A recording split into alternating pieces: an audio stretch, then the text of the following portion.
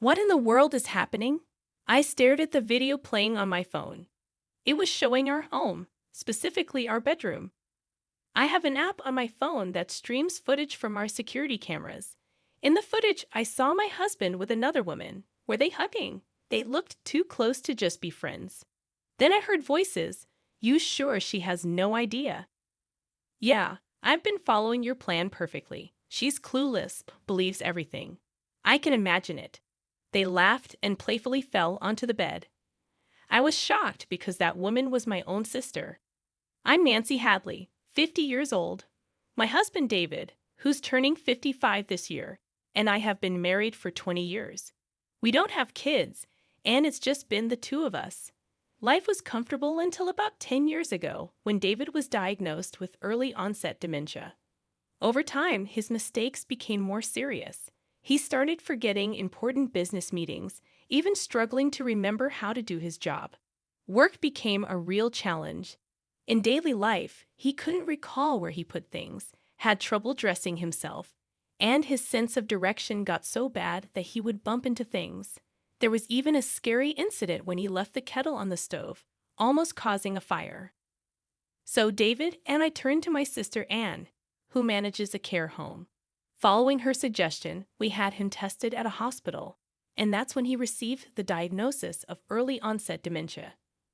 David had to retire from his job, and now a caregiver from Anne's facility comes to our home twice a week. These days, I'm the main provider for the family, keeping busy with work every day. Nancy, how is David doing?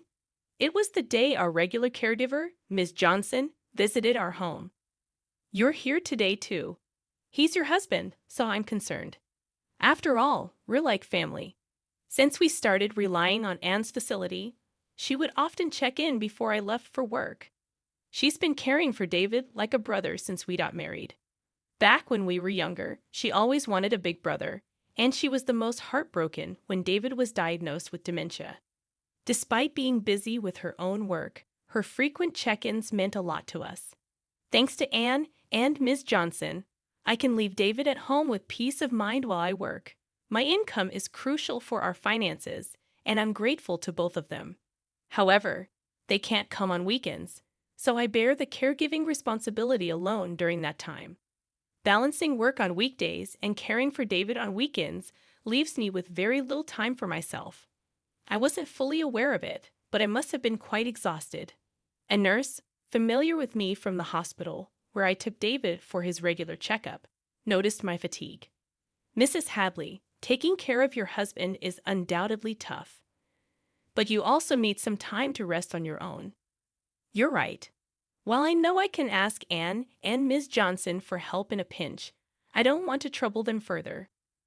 By the way, a new nurse at the hospital, who used to work at a specialized dementia hospital in New York, suggested, maybe she can assist you.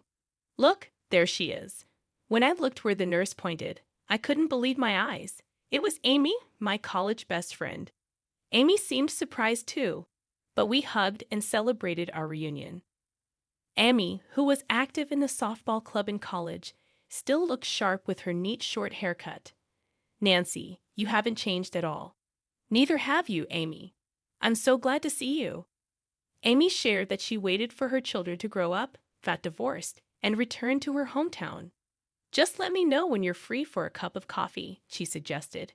When David, in his wheelchair, emerged from the examination room after his tests, I introduced him, saying, "Oh, this is my husband, David. It's been ages since our wedding." That's right. It's been a long time. Amy, Nancy's college friend, bent down to match eye level with David, who was seated in a wheelchair, and paused for a moment. Amy, is everything okay? Oh, sorry, David. We met once at your wedding. Is that right? I'm looking forward to taking care of you in the future. Thank you in advance. David smiled and replied. Amy seemed to look at David with a somewhat meaningful expression, perhaps noticing my puzzled look. She stood up with a smile. I've taken care of many patients like your husband, so I might be able to offer some advice. I think I can be of help, so feel free to ask. Absolutely, I'll definitely rely on you. Thanks, Amy. We said our goodbyes. Later on, I encountered Amy on several occasions, such as when I went to get David's medicine or when his health declined. Each time, Amy would look at me with concern, but I pretended not to notice and brushed it off. A few months after my reunion with Amy, David and I visited the hospital together. Just as David was called in for an examination, I heard Nancy. When I turned toward the voice, Amy looked serious. Amy, is everything okay? Your husband, David, just went in for his examination. Do you have a moment to spare? Certainly I do. Amy guided me to a counseling room. Nancy, how's it going with taking care of David? Are you worried about yourself? Thanks. I shared updates on David's recent health and mentioned how the constant caregiving without breaks was affecting my well-being. Amy attentively listened to my story. Initially, I thought she was just concerned about my health. But then she began with, "Actually, Nancy." What she said next was quite unbelievable. About a week before we reconnected, Amy started. She was out shopping in town when she saw Anne with a man she recognized. Amy knew Anne as my sister, but the man's face seemed familiar to her. When Amy approached them and Anne introduced the man as her boyfriend, it was only when we met again at the hospital that I realized it was David, your husband. It was all so perplexing. That's surprising. No wonder you had a strange look on your face back then. Amy had seen Anne and David together in town a week before our reunion. However, David seemed entirely unaware of Amy's presence. I looked different back then. I had longer hair down to my shoulders and wore glasses. I looked completely different. This might explain why he didn't recognize her, but it was still quite a revelation. There's one more thing that's been bothering me. According to Amy, David's responses at the hospital seemed strangely unnatural for someone with dementia. She mentioned that his behavior resembled someone she encountered at the hospital where she used to work, someone pretending to have dementia. The man I saw in town was walking confidently, responding clearly. He looked perfectly healthy. Could it have been a mistake? Maybe you misidentified him? I don't think so. You know David has those distinctive moles under his right eye, right? The man with Anne had them too. It's kind of a distinctive feature for a guy. I'm sorry. I shouldn't be talking about your husband that way. Amy apologized, seemingly realizing that her comment was a bit inappropriate. But it's true. David does have those moles. It's not common to find someone else with the same face and mole positioning. Could it be that David has been pretending to have dementia for 10 years and is having an affair with Anne? The story seemed unbelievable, but Amy was known for her honesty. Honestly, I don't think highly of this hospital, Amy confessed. What? The doctors here aren't great, and I've heard some bad rumors. Doesn't it strike you as odd that they have so many patients? I believe you should get a proper check to confirm if David really has dementia, Amy suggested with a serious expression. Stunned by Amy's words, I went to a big box store and purchased a home security camera. I discreetly placed it in the living room and bedroom to covertly capture what was happening while I was at work. I set it up to monitor on my smartphone and checked in during breaks. Indeed, David's actions were inconsistent with what he portrayed to me. He wasn't disoriented or confused about the placement of things. He was leading a seemingly normal life. Furthermore, when Miss Johnson, whom I had entrusted to look after David, arrived, there was no indication of her providing care. Additionally, I discovered that Anne had been frequenting my home during my absences. Their conversations were unequivocally captured on the recorded footage. You're not risking exposure by pretending to have dementia, David. No, not at all. I'm following Anne's suggestions perfectly. Pretending to be unaware of the date or the locations of things is working like a charm. Acting like I don't write or go outside. Confusing day with night. It's all part of the plan. Nancy is trusting, so I doubt she'll suspect anything. What about Miss Johnson? Is she reliable, or will she spill the secret? Oh, she's reliable. Being a single mom, she needs the money. I've increased her salary a bit, and she's been keeping things hush-hush. After sharing a laugh, they would flirt and head to the bedroom. The footage left me utterly speechless. It was hard to fathom that my own sister and husband were colluding behind my back, yet the undeniable truth was right there on the recording. Faced with this shocking revelation, I felt lost. A few days later, I found the courage to confront Miss Johnson, who had been caring for David. When I reached out to her, she agreed to meet the following Saturday. I visited her apartment and presented the footage. She appeared resigned, tears filling her eyes as she apologized. "This is the truth. I've been deceiving you all this time, and I'm truly sorry. I don't have a license, and finding another job was a struggle. I had no choice but to go along with what Anne said because she offered me such attractive terms." As seen in the footage, Anne, a single mother supporting her child alone, needed the money. However, she grappled with guilt as she realized she was aiding in deception. Her guilt led her to share her testimony with me and provide copies of receipts, daily reports, and her diary from that period. Regardless of my financial struggles, what I did was unacceptable as a human being. I am truly, deeply sorry. She continued to express remorse repeatedly. In addition to the evidence and testimony from Miss Johnson, I decided to gather more proof. After meeting with various involved parties and learning their perspectives, I consulted with my lawyer and opted to confront David and Anne at the site of their affair. On a typical weekday, feigning my usual work routine, I lingered near my house. When Anne arrived and it appeared to be the opportune moment for the two of them, I returned home, capturing the scene. Caught off guard and unable to escape, they panicked. With a cold tone, I said, "I know everything now, David.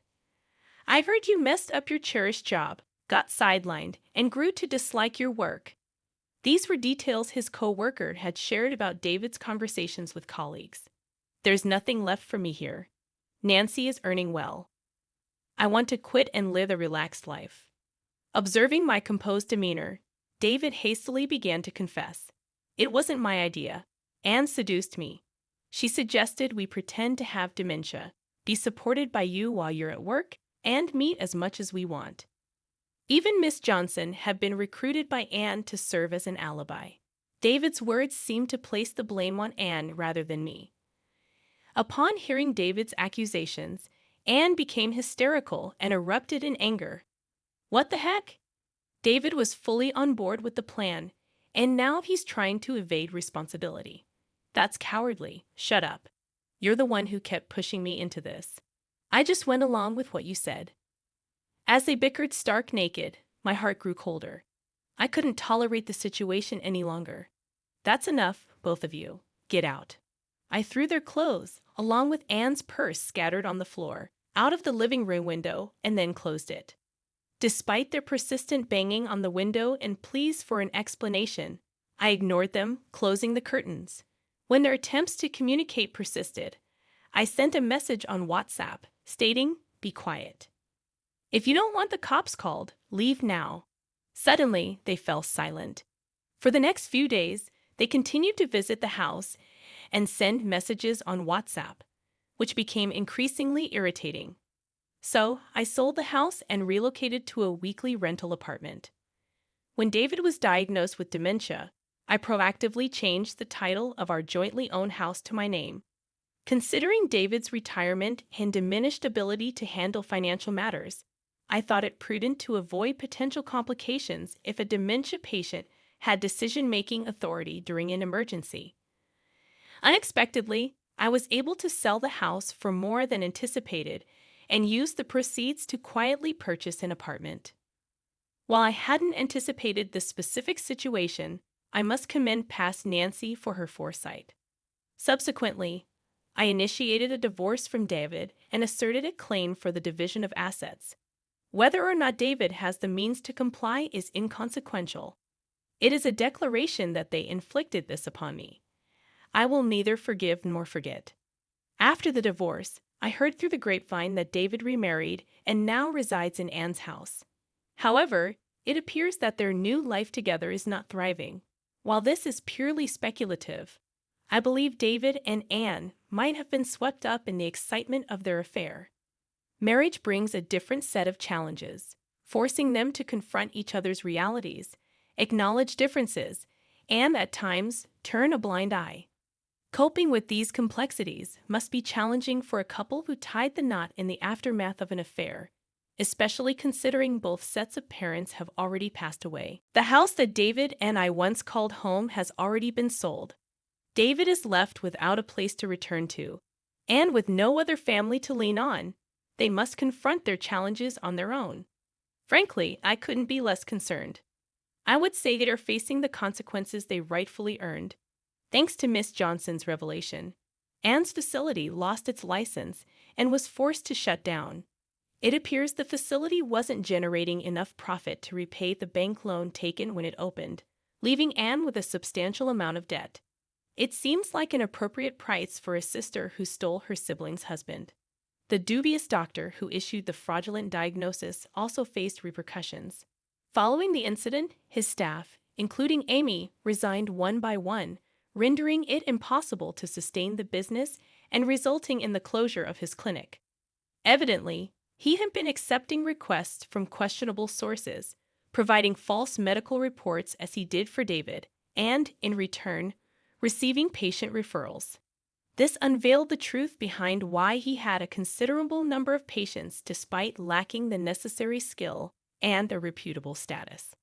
Discovering the truth was a shock, and I couldn't help but be appalled by the audacity of some doctors. However, I acknowledge my own responsibility in this matter. I was overly trusting, believing my sister's words and the dubious doctor's assertions without questioning them.